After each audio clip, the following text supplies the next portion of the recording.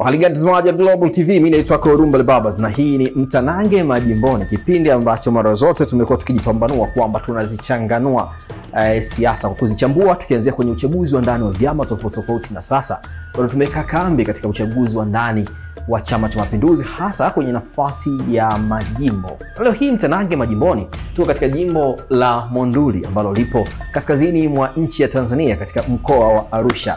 Leo hii ni tofauti kidogo, tumekuwa tukiwapambanisha watu au tunasema ni nani mwenye azima ya kwenda katika jimbo fulani. Leo tunamzungumzia mbunge aliyepo katika jimbo la Monduli hivi sasa ambaye ni Mheshimiwa Frederick Lowassa. Frederick Lowassa ni mtoto wa mwanasiasa mkongwe na mashuhuri sana nchini Tanzania. Aliwahi kuwa kiongozi mkubwa wa nchi hii, ambapo katika nyadhifa ya mwisho alishika kama waziri mkuu wa nchi ya Tanzania Mheshimiwa Edward Lowassa ambaye alifariki mnamo Februari 10 mwaka 2024 akiwa na umri wa miaka 70. Frederick Lowassa kwa nini leo hii tunamzungumzia na tumempa upekee tofauti na majimbo mengine tumekuwa tukiwataja waliopo madarakani na tunasema anashindanishwa na nani? Kuna watu ambao wanatajwa kwamba watashindana na Frederick Lowassa, lakini leo hii hatutawagusia, tunataka tumwangalie yeye katika miaka 5 na upekee wake anaporudi bungeni. Frederick Lowassa amekuwa mbunge wa jimbo la Monduli akichukua nafasi ya Julius Kalanga ambaye yeye katika nyakati za miaka 5 kuanzia mwaka 2015 mwaka 2020 alihudumu kama mbunge wa jimbo la Monduli, huku akihudumu kwa tiketi za vyama viwili tofauti. Mwaka 2015 alianza akiwa kama mbunge wa Chama cha Demokrasia na Maendeleo yani Chadema, kabla ya kuunga mkono juhudi katika kipindi kile cha serikali ya awamu ya 5 chini ya Rais Dr. John Pombe Magufuli. Aliunga mkono na kurudi CCM. Baada ya kurudi CCM akapewa nafasi tena ya kugombea katika uchaguzi ule kwa tiketi ya Chama cha Mapinduzi, ambapo aliunga mkono huko, kisha akateuliwa na chama hicho kupeperusha bendera ya Chama cha Mapinduzi. Wakati huo mwaka 2020 Frederick Lowassa akaingiza miguu ndani ya Chama cha Mapinduzi, na kwenye uchaguzi ule wa ndani alimgalagaza vibaya sana Mheshimiwa Kalanga. Kwa hiyo akapata nafasi ya yeye kupeperusha bendera na kuwa mbunge wa bunge la Jamhuri ya Muungano wa Tanzania. Upekee wa Frederick Lowassa unasababisha tumjadili leo. Amekuwa ni mbunge ambaye ana historia ya pekee. Huenda labda umewahi kusikia ile dhana ya kusema kwamba wabunge wanashika sarafu, wabunge wanaruka sarakasi kwenye viti, wabunge wanachachamaa kweli, wanahitaji maendeleo katika majimbo yao, wabunge wanauliza maswali magumu kwa mawaziri, wabunge wanakuja kwenye majimbo na kujisifu kwamba mimi nimepambana sana bungeni, nadhani mmeniona. Wengine wana play hadi clip zinazoonyesha kwamba wana force maendeleo kule bungeni. Lakini kwa Fred Lowassa, yeye ni mtu tofauti kidogo. Hajawahi kunyanyua kwapa hivi juu au kubonyeza maiki kumuonyesha speaker kwamba anahitaji kuzungumza bungeni kitu chochote. Katika miaka 5 wakati bunge linakaribiwa kwenda kuvunjwa, Frederick Lowassa anaweza kuwa ni mbunge kijana aliyeweka historia ya kutokuzungumza chochote akiwa bungeni, ukiacha kuapa kwake. Hajawahi kunyoosha mkono kuuliza swali la nyongeza, hajawahi kushout kwa waziri au kuuliza swali lolote linalohusiana na jimbo lake. Kwa wale ambao wanaamini kwamba kuuliza maswali bungeni, kwa wale wanaoamini kwamba mbunge akienda bungeni lazima aonekane kwenye TV akiwazungumzia ndipo maendeleo yaje, Fred anatoa funzo tofauti kidogo. Katika hiyo miaka 5 ambayo Fred hajawahi kusimama bungeni kuuliza swali lolote kuhusiana na issue zinazohusiana na wananchi wake wa Monduli, amekuwa ni mtu ambaye anatumia njia ambazo zinawaletea wananchi wake maendeleo na kutatua migogoro au changamoto ambazo zimekuwa zinakabili jimbo la Monduli. Na hii inaelezwa kwamba huenda ikawa ndo silaha yake muhimu kuelekea uchaguzi wa 2025 atakaporudi kwa wananchi na kueleza kile ambacho ametekeleza. Tumemulika kama kipindi cha Mtanange Majimboni kuangalia nafasi ya Freddy Lowassa pale Monduli. Je, iko vipi?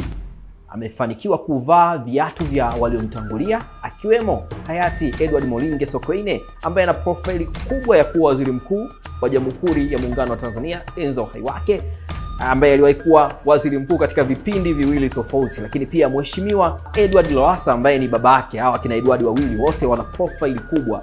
Mtu ambaye hana profile kubwa kwenye ubunge wa Monduli ni Mheshimiwa Kalanga pamoja na Mheshimiwa Fred Lowassa. Je, Fred anaporudi kule ana kipi cha kueleza wana Monduli ikiwa hajawahi ya kuuliza swali zaidi ya kuwa mgonga meza tu bungeni? Na huenda katengenezwa hata skendo kwamba huyu mtu huwa hakai bungeni, japo kuna video ambazo zimekuwa zikimuonyesha mara kadhaa akiwa ametulia bungeni, amevaa suti yake vizuri au shati yake vizuri. Kiasili Freddy sio muongeaji wala sio mzungumzaji, na wakati anaingia kwenye siasa kwa mara ya kwanza alizungumza hilo kwamba mimi sio mwanasiasa, lakini naingia kwenye siasa kwa ajili ya kurudisha heshima ya mzee wangu ambayo naona kwamba inapotezwa. Na ilikuwa inaelezwa kwamba aliyewahi kuwa mbunge wa jimbo lile Mheshimiwa Julius Kalanga, Freddy Lowassa ndiye alienda kumtambulisha kwa baba yake kama rafiki yake, akalelewa kisiasa. Hata kwenye ile movement ya wana CCM wengi walioenda chama cha demokrasia na maendeleo, Julius Kalanga alikuwa ni miongoni mwa vijana watiifu kwa mzee Lowassa, ndio maana alienda Chadema, na pia kwa influence au kwa nguvu na ushawishi wa mzee Lowassa akafanikiwa kuwa mbunge wa jimbo la Monduli. Kwa njia pekee ya Freddy kurudisha heshima ambayo anadai kwamba kupitia zile kampeni, kuna lugha ambazo yeye aliona kama babake anatwezwa hivi, babake kama hajatendewa haki hivi. Kwa hiyo ilikuwa ni kuingia kwenye siasa kama kwenda kulipa kisasi hivi cha kumuondoa Julius Kalanga, na alifanikiwa hilo baada ya mzee wake kurudi Chama cha Mapinduzi ambacho ni CCM, na yeye akagombea ndani ya uchaguzi ule wa CCM na akashinda kwa kura nyingi, huku akifuatiwa na Julius Kalanga ambaye alikuwa ni mshindi wa pili au mgombea wa pili katika nyakati zile. Kwa hiyo anarudi tena safari hii akiwa labda kwa kiasi kidogo watu wameshamtazama kwamba ni mtu wa namna gani. Labda ndio huenda hata bungeni alikuwa haonekani, ana shauti, haonekani akiwa ananyanyua kwapa au anauliza maswali, kwa sababu yeye ana njia nyingi ambazo alikuwa anaamini, tofauti na ile ambayo imezoeleka kwamba wanasiasa lazima waruke sarakasi bungeni, lazima watoe matamko makali ya kuhitaji na kuibana serikali. Yeye kama mtu ambaye haamini katika siasa za kuzungumza na kwa asili sio mzungumzaji, alikuwa na njia tofauti ambazo ukifika pale Monduli kupitia kipindi hichi cha Mtanange Majimboni, kwa utafiti tuliofanya, wanasema kwamba ni miongoni mwa mbunge ambaye atakayekumbukwa kwa historia ya yale aliyoyafanya kwa wananchi wake, na hiyo inampa nafasi, ikiwa atahitaji kuendelea kuwa mbunge, kwake inaweza kuwa rahisi. Ukimtofautisha Freddy Lowassa pamoja na mzee Lowassa mwenyewe ambaye ni baba yake, wananchi wa Monduli wale walikuwa wanampenda mzee Lowassa atakwambia kuna tofauti mkubwa sana. Lowassa alikuwa ni mbunge wa watu, na alikuwa ni mbunge wa mtu mmoja mmoja. Ukiwa na jambo lako na shida yako, yeye binafsi alikuwa anaweza kukutatulia wewe binafsi, mtu mmoja mmoja. Lakini kwa Freddy hiyo imekuwa kama haiko hivyo. Freddy amekuwa ni mtu ambaye anaangalia mahitaji ya jamii kwa upana. Mtu mmoja mmoja kumfikia imekuwa ni ngumu, kiasi ambacho wale ambao wanatamani kumfikia hawamfikii, wanamuona kama ni mchoyo, wanamuona kama mtu ni binafsi. Lakini ukija kwenye maendeleo ya jumla,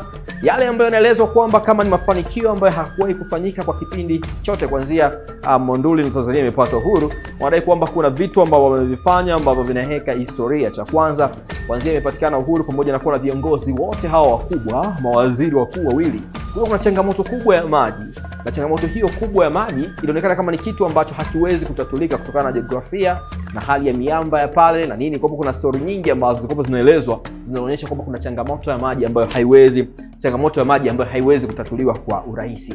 Moja kati ya sifa ambazo zinaenda kumpa nafasi ya kukubalika kwa wananchi kuelekea 2025 ni mradi mkubwa wa maji wa bilioni 27 ambao unatokea katika mradi mkubwa wa maji wa bilioni 520 ambao umenywesha mkoa wa Arusha. Hasa ni mradi ambao umetawanywa mabomba yake kwa kiasi kikubwa. Arusha ndio mradi mkubwa wa maji. Sasa ule mradi mkubwa wa maji wa bilioni 520 wa mkoa wa Arusha ambao ulisainiwa chini ya hayati Dr. John Pombe Magufuli, Mheshimiwa Rais Dr. Samia Suluhu Hassan, kutokana na maombi ambayo Freddy Lowassa aliyapeleka kwake moja kwa moja, amepatiwa kiasi cha fedha bilioni 27 ambayo itasambaza maji katika jimbo la Monduli katika vijiji 16.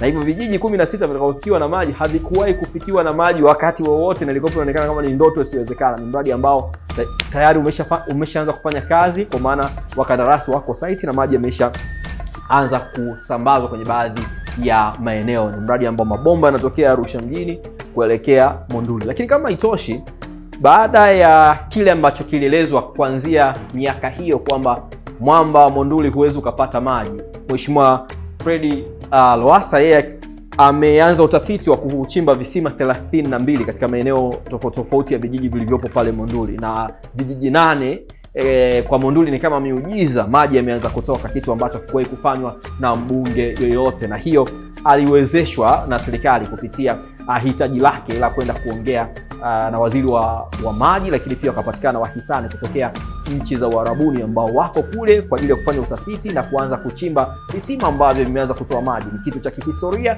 ambacho yeye amekiomba na serikali imetekeleza kwa maana ya huo mradi wa maji na hivyo visima. Tunaambiwa kwamba mbunge anashika shilingi, yeye hajatumia hiyo njia.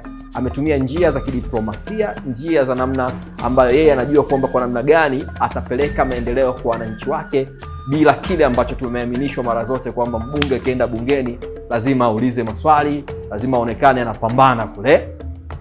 Lakini haishi hapo tu kwenye mradi wa maji. Kwenye sekta ya afya, kwa utafiti wa mtanange bungeni tumemtazama Fred Lowassa amefanya mambo kadhaa chini ya serikali ya awamu ya 6. Kuna kituo cha afya cha Loksare ambacho kilikuwepo hakipo, kimeanza kujengwa kuanzia from the scratch, kuanzia chini hadi juu. Lakini pia pale kuna ambulance moja, kwa sababu katika miaka 5 Fred Lowassa serikali imempatia ambulance 4. Katika hizo ambulance 4 alizopatiwa, moja ipo katika kituo cha Loksare. Kwa hiyo moja kati ya mafanikio makubwa ni kituo hicho cha afya ambacho kilikuwepo hakipo. Kwa sasa hivi wana Monduli wanapata huduma hiyo ya afya. Lakini kama haitoshi, kuna zahanati ya Mlima Monduli ambayo ilikarabatiwa, lakini pia kuna hospitali ya Monduli mjini. Huko kote imeboreshwa hospitali hiyo na kuna vifaa vya kisasa. Hizi hospitali na zahanati ninazokutajia zote zina vifaa vya kisasa ambazo havikuwahi kuwepo kabla ya hapo. Lakini hizi ambulance 4 ambazo nimekueleza pia zimetawanywa katika vituo vya afya na zahanati tofauti kwa ajili ya kuwasaidia wana Monduli kutoka sehemu moja kwenda sehemu nyingine. Huyu mtu kapata hivi vitu vyote bila kuuliza swali lolote bungeni. Huo ndio tofauti ambao unasababisha tumweke Frederick Monduli kwa hivi sasa. Lakini kwenye issue ya umeme, Monduli ina vijiji 62. Katika vijiji vyote 62 umeme tayari umeshafika kwenye kila kijiji. Kuna baadhi ya vitongoji pia inaelezwa kwamba kwa asilimia 99 umeme umefika huko. Kilichobakia sasa hivi ni kuunganisha umeme kwa mtu mmoja mmoja. Hali ya upatikanaji wa umeme katika Monduli kwa utafiti tuliofanya mtanange majimboni inaridhisha kwa kiasi kikubwa. Kwenye swala la maji tukirudi nyuma pia, kwa sababu moja kati ya mahitaji makubwa ya maji kwa wana Monduli hasa wafugaji wanategemea maji kwa ajili ya kunywesha mifugo yao, lakini pia katika kutumia wao wenyewe. Kuna bwawa la Nanja. Hili ni bwawa muhimu sana kwa wana Monduli. Hili bwawa chini ya Rais Dr. Samia Suluhu Hassan na uongozi wa mbunge Freddy lilipatiwa kiasi cha fedha milioni 100 kwa ajili ya kutanua zile kingo baada ya mafuriko ya maji kupita katika maeneo yale na kutoa zile kingo, na hivyo maji yakawa hayatuami pale. Lakini kama haitoshi, wakati serikali imetoa milioni 100 kupitia waziri wa maji Mheshimiwa Aweso, Mheshimiwa Rais Dr. Samia Suluhu Hassan lilikuwa ni ombi maalum ambalo pia mbunge Freddy alilipeleka kwa rais alipokutana naye Makuyuni, wakati Mheshimiwa Rais akiwa na ziara yake upande huu wa kaskazini. Alimueleza changamoto ya Nanja, akaongezewa kiasi cha fedha milioni 365, kitu ambacho ukarabati wake umefikia sasa kiasi cha fedha milioni 465. Haijawahi kutengwa fedha nyingi namna hiyo kwa ajili ya kutanua au kubadilisha hizo kingo za maji. Lakini kama haitoshi, zilitengwa tena kiasi cha fedha milioni 536 katika bwawa la Lepruko, ambalo pia lilikopo ni bwawa ambalo kingo zake zikopo zimechoka na dogo, kwa ajili ya kutanua tu. Huyo mbunge anayezungumza hayo ameyafanya ni Fred Lowassa, ambaye tunasema 2025 huenda kuna wagombea wengine, lakini kupitia haya ambayo ameyafanya akawa ni Fred Lowassa vs Fred Lowassa kwa wajumbe. Moja kati ya historia zingine ambazo zinaelezwa ni fidia wananchi ambao walipatiwa kule Makuyuni, zaidi ya milioni nyingi za fedha ambazo zilitolewa kwa wananchi ambao walikuwa Makuyuni, ambao walipaswa kupisha maeneo yao kwa ajili ya kuanzishwa kwa hifadhi ya Makuyuni Wildlife Park. Kwa hiyo wananchi hao ambao walipambana muda mrefu kwa ajili ya kupata fidia zao zaidi ya miaka 6 hivi, lakini kupitia uongozi wa Freddy na mahusiano yake na serikali, bila kupiga kelele, wananchi hao walipatiwa fidia hizo, na pale kuna hifadhi ambayo kwa kiasi kikubwa inanufaisha Watanzania na wale watu ambao walipisha maeneo yale. Lakini kama haitoshi, ukija kwenye issue ya masoko, unaweza kusema kwamba Freddy amedili sana na wafugaji. Kwenye issue ya masoko kuna soko la Mtwambu, unaambiwa kwamba ni soko lilopo maeneo ya bondeni, inaitwa soko la bondeni Mtwambu.